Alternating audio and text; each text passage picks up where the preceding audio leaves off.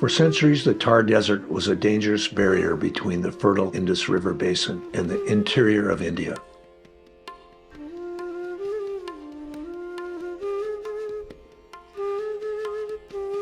Few animals and people lived in its depths.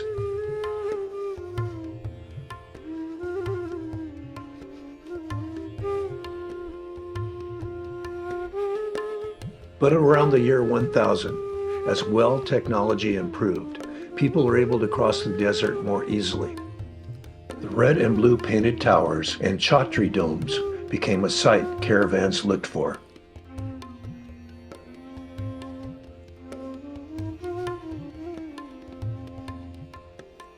Step wells marked a further expansion into building skills, making it possible for people to settle and build towns and cities in the area now known as Rajasthan. They were expensive to build, and royals or rich merchants would use them to bring in settlers, keeping them open to the public.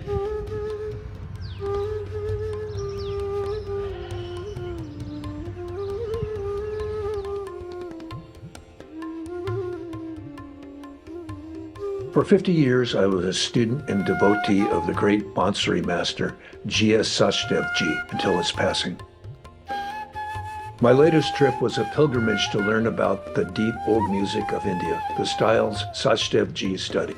I traveled broadly throughout Rajasthan to learn more about Kabir and the Bhakti poets, through the artists who bring these messages to the world.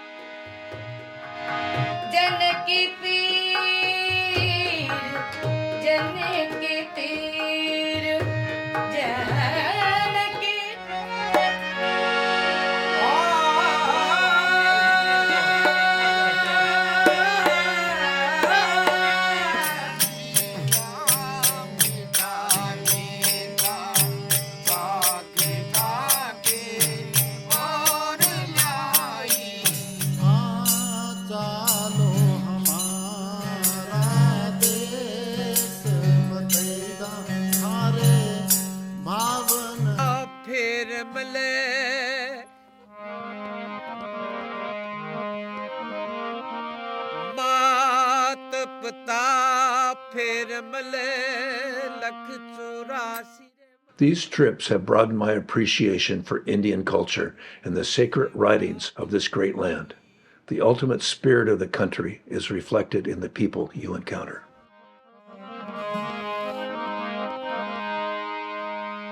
Surasati Mata Suradijiye.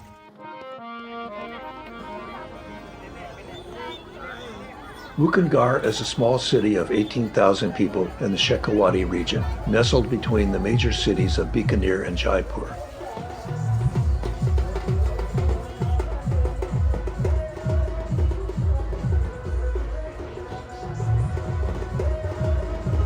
We arrived during the Holi celebrations.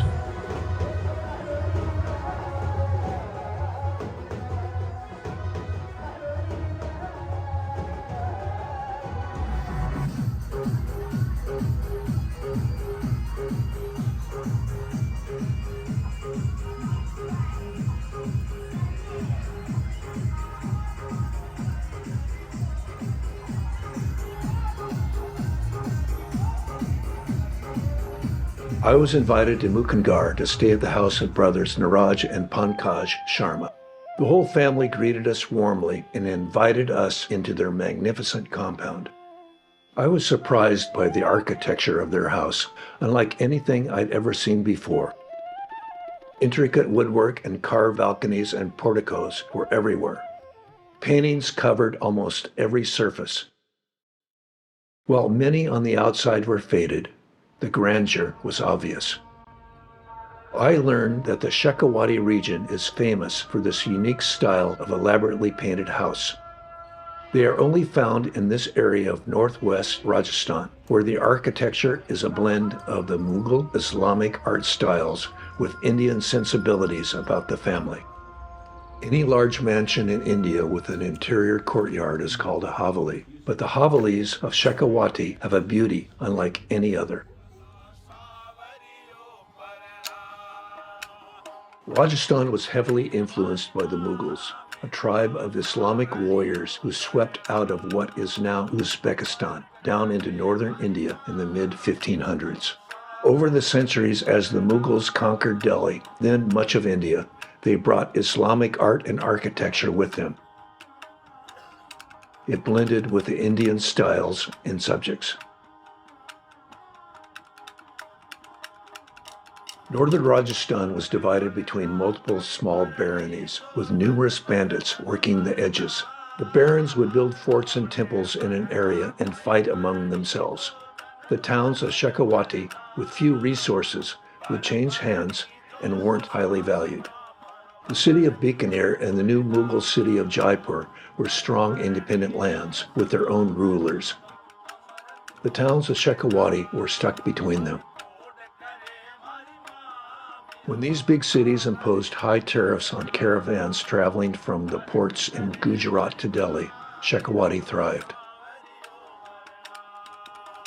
The Sharma Haveli was built around 1865 and was originally called Jagannath Rai Ganerawala Haveli. The Sharmas call it Mukunda, Haveli of Tales. Havelis come from the Arabic word Hawali, which means partition or private space. They were popularized during the Indian Mughal rule. The Havelis were divided into a private inner courtyard for the women and a larger, semi-private courtyard for the men, where business was conducted. The forecourt was open to visitors and a reception room. The reception room would have been white and simple. There would be no furniture, with just a mattress covering the reception room floor. Entrance to the women's courtyard, the inner sanctum, would have the best woodworking and finest murals.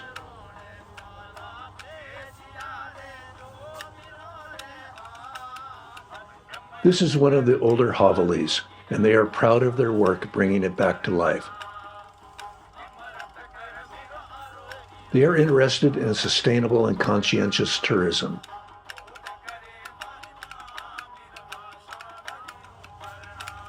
They hope to build the community and raise awareness with their neighbors of the riches they have within their own town.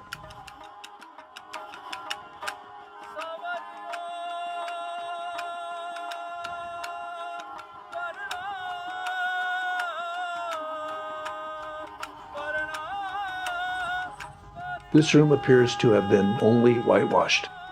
Sometime after that, colorful paper prints known as tickets, illustrating mythological scenes, were put on the walls as decorations.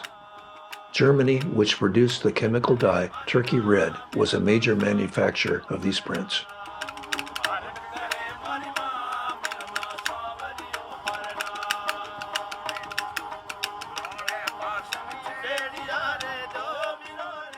Their Haveli contains a beautiful floral fountain to cool the air.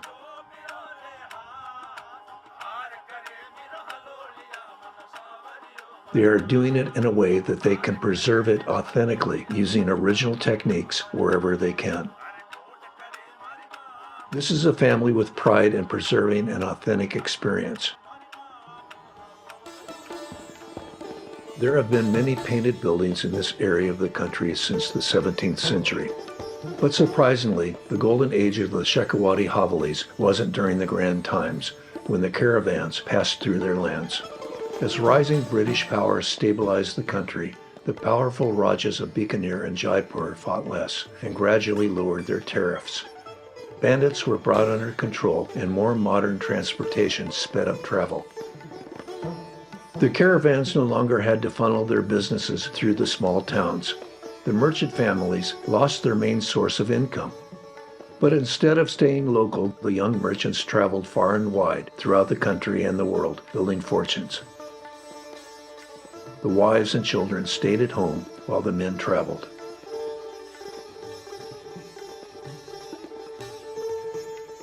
These canny young men, called Marwaris, networked among themselves and thrived. They sent money back home to the small towns of Shekhawati, and the Havelis rose in a grand manner. The Golden Age took off in the early 1830s. Many of the largest business combines of India today come from the families of Shekhawati. And looking at these Havelis, which have been restored, you get a sense of the splendor.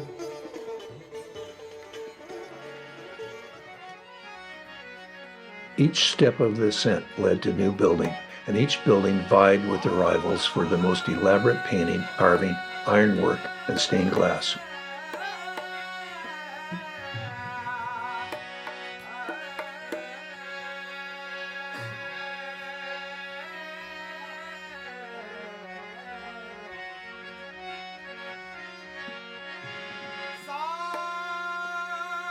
Wood, a precious commodity in desert Rajasthan, was made into fanciful pillars and doors.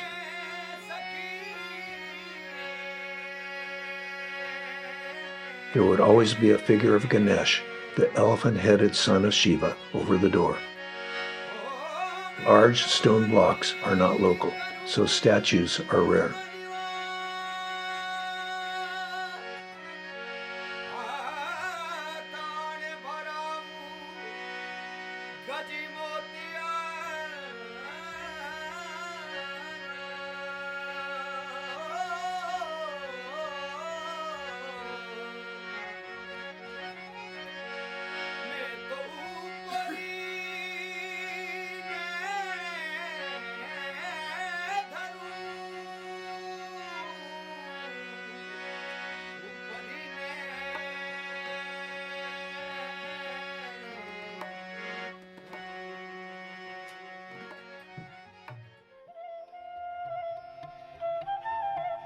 The Mughals brought a legacy of Islamic-style art, favoring geometry and flowers.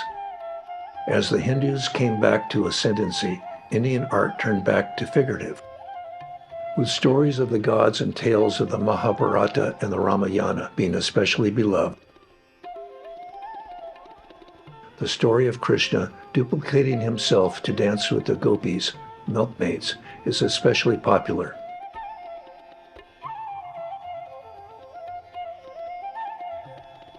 Muslim workers, however, did much of the painting and construction, and often the artwork maintains a mix of influences. Teams of artists would be brought in from Jaipur to work quickly on the houses. Here we can see them doing a Gare stick dance, the same type which is still popular today.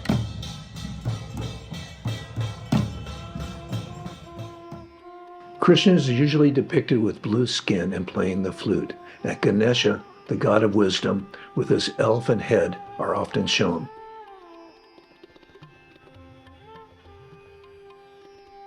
In addition to the pantheon of gods and morality lessons, folk mythology and decorative design with folk life were popular subjects.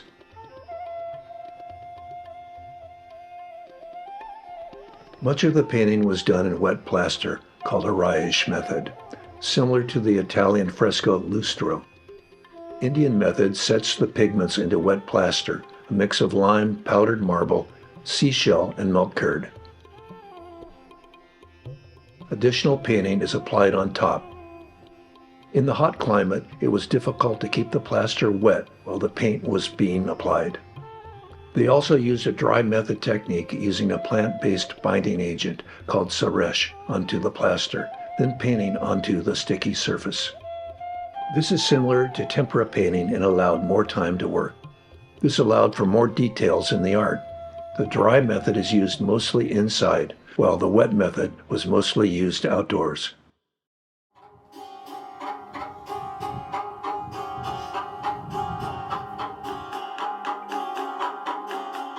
As Westerners, with their strange ways and stranger machines, made inroads into Rajasthan, they were subject of fascination for the artists.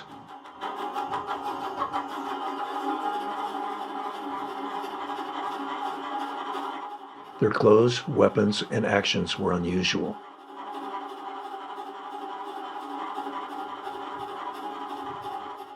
The train opened up Rajasthan, and cultures intertwined, with musicians as well as painters taking it into their art.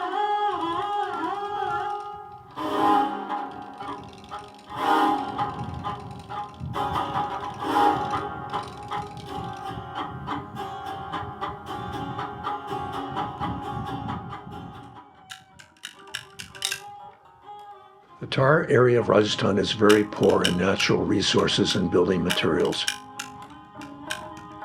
Wood is scarce, and stone is mostly in the form of rubble and Dandala hardpan rock. Wells were the first large-scale constructions built of soil, brick, and rubble, as shown here. The wells used the best stone they could find to make the 2 to 4 pillars which guided the caravans. The pillars would have been painted with murals inside the chhatri domes, but this has all faded with time. In the shade of the wells, the people could rest.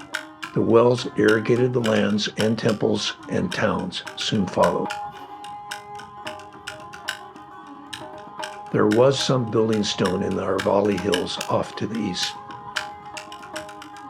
We have seen how the Havelis were constructed by looking at the many who have fallen into disrepair. We can see the bricks built around the short timbers, the only wood available. This made for smaller rooms. A painting from a Haveli shows how buffaloes were used to pull a stone wheel in a garrote trench to grind limestone. Burnt clay is mixed in to make a fine plaster called churu. We can see here structural stone with rubble covered by various plaster layers.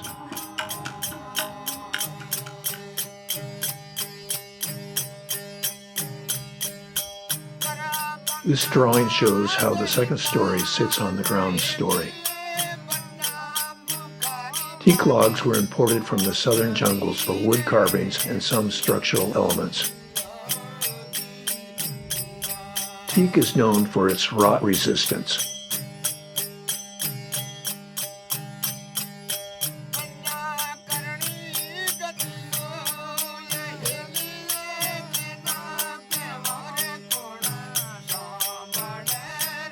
The master plasterers would place the plaster and burnish it with smooth agate stones.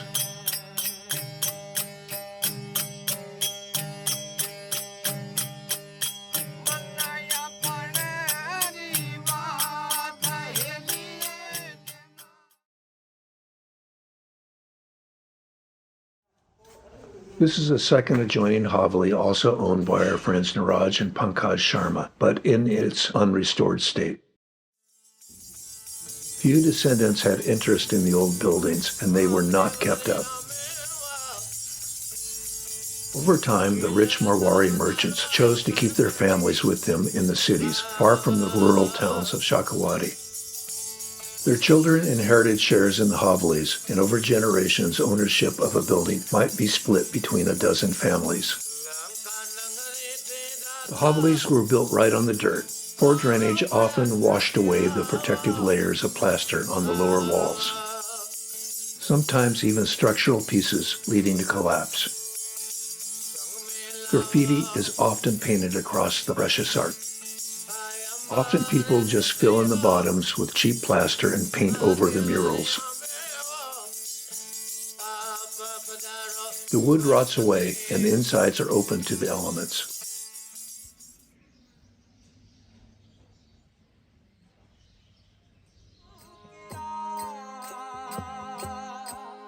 Of the hundreds of Havelis which are in desperate condition, a few are being restored to their original richness. Besides the Sharma brothers of Mukundgarh, there is also the Nadim Leprance A. Joel Kadu Haveli of Fatehpur, the Podhar Museum, the Kabrabadi and Losal, the Surana and Churu, and others. The Shekhawati Project is spearheading conservation of the Leprance Haveli. Cecile Charpentier and Giovanna Carvieri and their team are using the Haveli to develop and teach art conservation techniques to students of a number of Indian universities. The scientific conservation techniques being discovered allows for repair and conservation that is accurate to the buildings. They are trying to involve local women in the process, learning from traditional craftspeople. They have brought much awareness to the ongoing loss of these precious Indian treasures. The awareness is helping local communities improve drainage and sewage that threatens the buildings and people. The ownership of these buildings are spread amongst many proud families who can help save these unique treasures that their own families created. The local craftsmen who could be fixing the Havelis often have to look for work overseas when there is much work that can be done on their own doorsteps. The conservation skills the Shekhawati Project has developed can be brought to many towns and further the revitalization of this area. people of Mukundgarh come from all walks of life. For every person who traces their families to the Mawari merchants, there are others who trace back to the painters and the builders. But all the people come together to make the city run. They are the merchants, the dyers, the sweepers, the camel drivers, and the thousands of others who make up the fabric of the city. Village-level economics of India, the people following their parents into trades, used to be the backstop of the country for many years. The paintings give us a window into the past, into the worldview of Indians during the time of colonialism. But a new, free India is finding her way into an exciting world. We hope, in this modern time, that India holds on to the treasures of her parents and carries them renewed into the future. There is so much beauty in Rajasthan, and the music, life, architecture, and art that I see here are found nowhere else in the world. It may be a dark time for these buildings, but there are many sparks of light. The people of India have always excelled at finding light in dark places. When the Marwari traders were faced with poverty, they found new opportunities and new ways to live. And at that time, the dry towns of Shekhawati became a thriving land and created such beautiful buildings.